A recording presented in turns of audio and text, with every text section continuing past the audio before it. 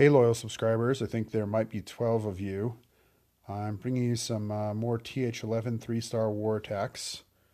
Um, Honestly, I'm a little pinched for time tonight. My alt is going to TH11, and I've got to farm off like 70,000 DE. So I didn't take as many notes or as good a prep on this as usual. So we're just kind of going to wing it, just sort of wing it video talk about them because these a couple of these attacks are going to fall off the war log as soon as I think our new war starts in a couple hours. All right, so first check out recent wars. Punk Not Dead, Indonesian clan. We didn't really kill it with 65 out of 75 stars, but they only put up 61. And I'll also show you a couple attacks from our most recent war versus Cider Sponge. Um, they didn't really put up a particularly good fight. Their TH11s really weren't up to snuff, so we kind of had them. And we did pretty well against them with 70 stars. So let's check out a few attacks. All right, the first one we're going to watch is Halo's attack on number 6 here for 3 stars. Halo is a TH11. He's got, a fairly strong offense. Check out this base. You'll see it's got really heavy walls, although they're oddly mixed with weak walls, which doesn't really make for particularly strong wall breaker defense. But it only weighs 98,000, and that's because a lot of these point defenses are down, whereas these, the Inferno are level 5. Decent-sized heroes. And things that are noteworthy about the base is you can see there's a lot of opportunity to maybe skim some stuff off on the outside. It's not super easy to walk this base because the Infernos or the air defenses are all set back a little bit. And the core is kind of where the only place where any action is. Everything on the outside is sort of pretty negligible. So Halo's been working on perfecting this Queen Walk bowi attack. And he probably has a golem in the CC, but I've forgotten. Here we go. All right, so as expected, he's going to start with some skimming. I like to call these skimmians when you use these minions out to pick off buildings. Just my own goofy little name for them. They take too long in storage, though, so you can see he's got the wizard going down on the east. And he's starting the queen walk, so we'll go down and focus on that. Let's see here. That's about right. Now, I'm really fond of this technique of throwing down a wizard in the queen's shadow. A lot of TH11 bases will have a archer tower kind of far out covering against skim-offs, against wall breakers, etc. And as soon as you drop the queen, the only thing that's really attacking that area, covering that area, is tanked on the queen. And you can get huge amounts of mileage out of things like a baby dragon or a wizard by putting it down once the queen is there. Eventually, of course, it wanders off into somewhere where it's going to get harmed, but no big deal. He's gotten like 4 buildings out of that one wizard. That's huge value. All right, the queen's a little stuck on a wall here, so he's going to try and get her in with some wall breakers. I love to put my wall breakers under rage. They might have gotten through those Teslas if they'd been raged, and you're going to rage there anyways. So, this is a good attack. I'm not being a critic here of Halo, but I think if you knew you were going to rage there anyways to face off against the enemy BK and against the CC, you might have just gone ahead and raged the wall breakers and gotten a little more mileage out of them. That CC golem did come down, and he's put down a couple baby dragons to skim off yet more of the base. So this is really a great showing on how to take these super widespread bases. And look, he's got 52%, and his bowlers have just gone down. So that's pretty crazy. So rage and a jump, and then you'll see here he puts down a second jump. That's a finger fart. We chatted afterwards, and I was like, "What? Why the second jump?" And he was like, "That was a mistake." Now the question is whether maybe he should have tried to jump into that compartment that those bowlers just broke into with the Wiz Tower and the Archer Tower. But whatever, it doesn't really matter. The jump could have been placed to cover all of them. Sometimes you want to jump more boxes. Sometimes you want to jump less boxes. So you can see that he skimmed off half the base before he started his attack. And then you put the BK, the Grand Warden, and bowlers and witches into the core and rage them, and boom, the base is gone. Notice also that the healers switched off of the queen, who wasn't really under fire, onto the troops in the core. That's normal and, kind of be expected. And, sort of desirable if the queen is really safe. Otherwise, I kind of hate losing my queen. I'm kind of obsessed with keeping my queen alive. But there's a great gobowi attack with a queen walk. So getting a little on the Noah's Ark side of bowi, but pretty cool use of different stuff. And essentially a swag jump. All right, so let's check out another attack here. This is by me, Scar. Okay, this is 108, a little heavier base. You can see that Archer towers, some of them are maxed, and others are one level below max or two levels below max. The Expos are heavy, the Infernos are heavy, but it's an odd design, and you know, it appears what they're trying to do is sort of invite you to not be able to get the eagle, right? So you're either going to come in south and you see these Inferno towers and the CC and the heroes and these Expos. The assumption is that that amount of power is going to make it difficult to get in. Additionally, placing this Wiz tower right here at the front means it's going to be tough to wall breaker. And you can see this sort of trash trail, including a couple defenses, that are designed to lure your troops sideways while at least marginally in range of the Inferno towers. So if you just sort of smash at the bottom, your troops are going to probably follow the V, ignore going towards the Town Hall, get smoked by the Infernos, chewed up by the Expos. The CC is going to kind of go willy-nilly. You know, you're not going to be able to predict which side is kind of going to get it first and whether the Queen is on that side. And the Eagle is going to start firing, and the theory, I think, is that you're going to get single or baggled, and you're never going to get into the Town Hall. We actually had a couple different hits on this. But the thing that we sort of figured out was, well, that's all true, but why would I hit it from the south? So let's check out what I brought. This is, I think, a little closer to a traditional bowie. 6 giants as a screen, 10 witches, 10 bowlers. I'm fairly sure those are CC bowlers there. 2 heals, 2 rages, a jump, and a CC rage. And then by a complete accident, 6 miners. I had a miner army cooked previously, and I tweaked it a little bit right before my other attack in war and left these miners in.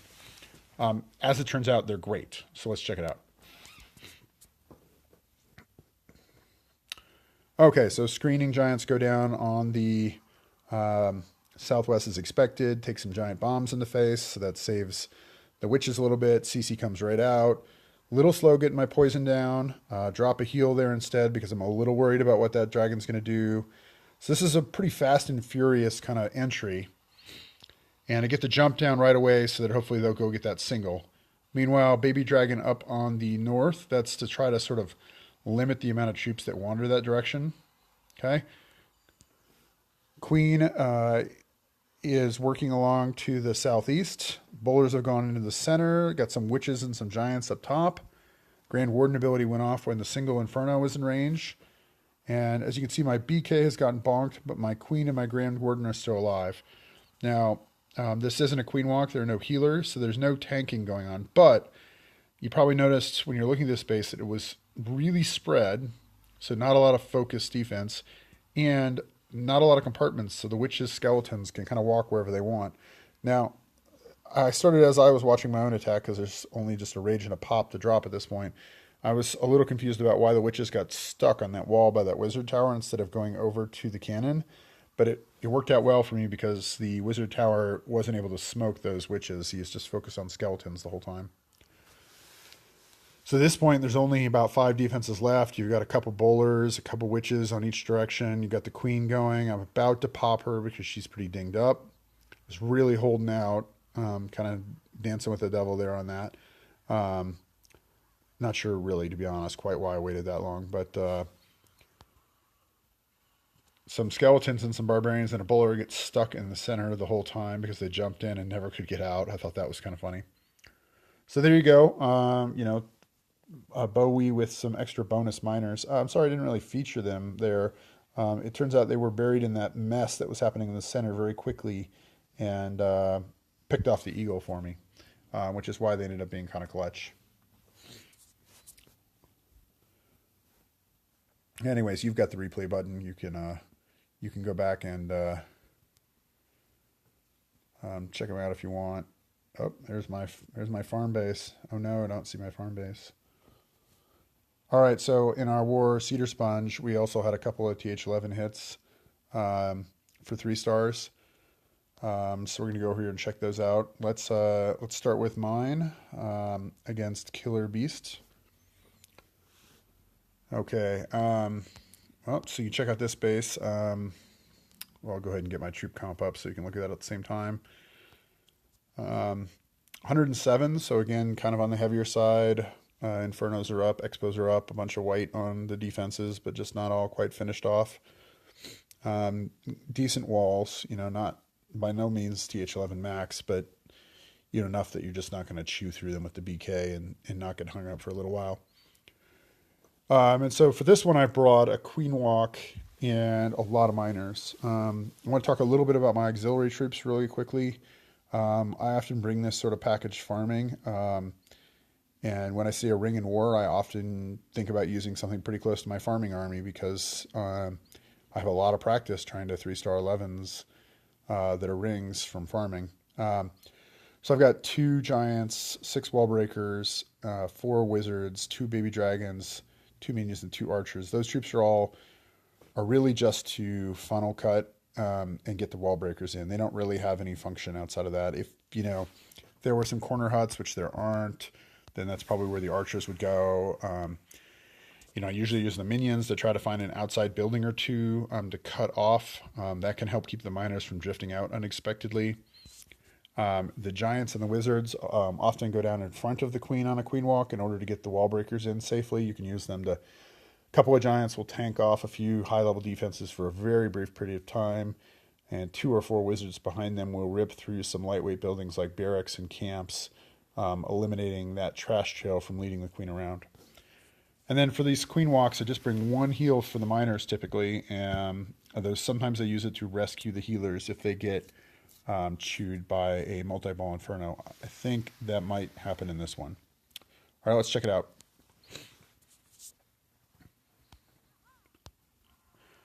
All right, so Queen Walk up north. I think someone else had tried this base already from another direction. I really like the north here because I got to pick off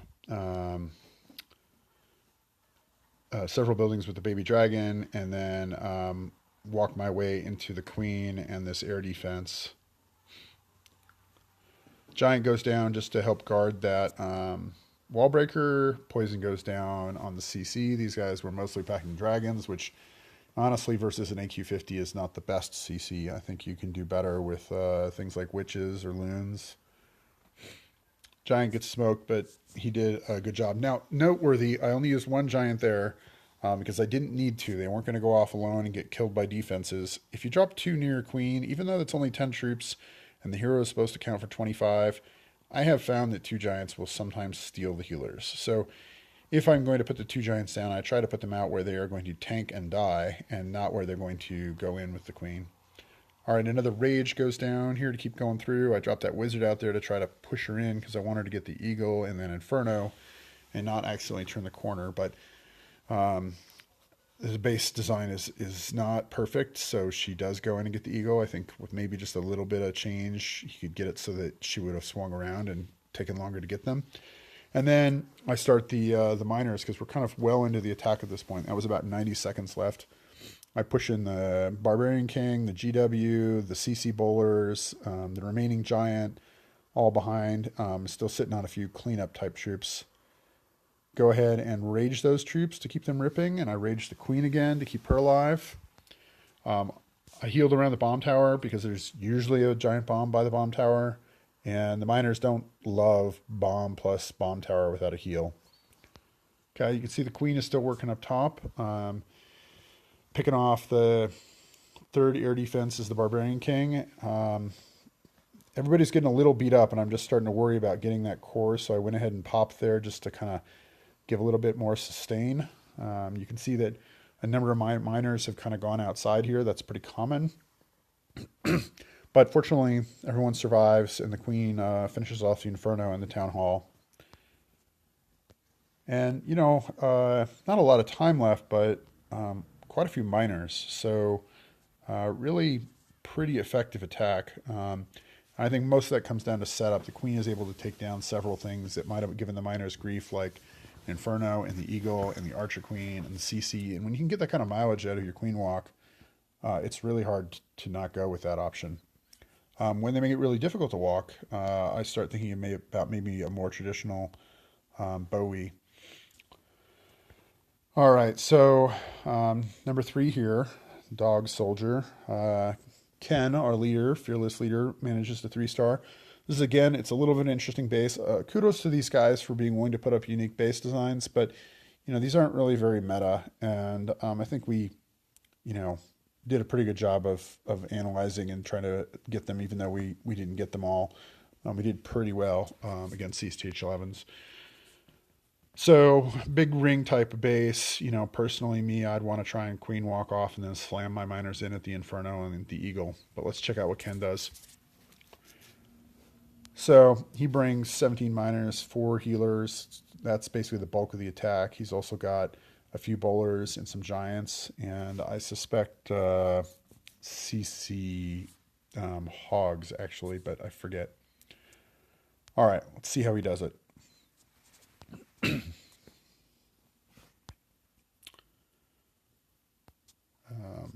Yep. Okay. So, pullable CC, you don't see that often at TH11. He's probably pausing right there to count and make sure he got enough of the troops to be satisfied. It looks like it's a baby dragon and 2 witches based on the number of skeletons. You don't have to find that second witch. If you see, a dozen skeletons, then it's not 1 witch, it's 2 witches. And it's really important to get the poison on those witches, otherwise the queen and the witches will have a standoff here with her spraying skeletons. I like this CC better for defending against TH11s because if you miss with that poison or you waste it on the baby dragon, it can become a problem for the queen. And, rage doesn't really solve the problem. Poison solves the problem. So most TH11s are only be packing 1 poison, so there's a chance of them screwing up and missing. If they need the rage to kill, like, say, a full-size dragon, they will. All right, anyways, I've been talking. Let's catch up here for a sec. Ken has walked off a corner of this ring so that he can get his troops in. Because there's no trash trail on this southwest side, other than this gold storage, he's able to push in his giants, his barbarian king, and his grand warden, his bowlers. And I guess those were CC bowlers. So they were. So they're gonna end up cutting sort of a corner off here, and I think they're gonna do more than he expects. But he's waiting to sort of figure out where he wants to push the miners in.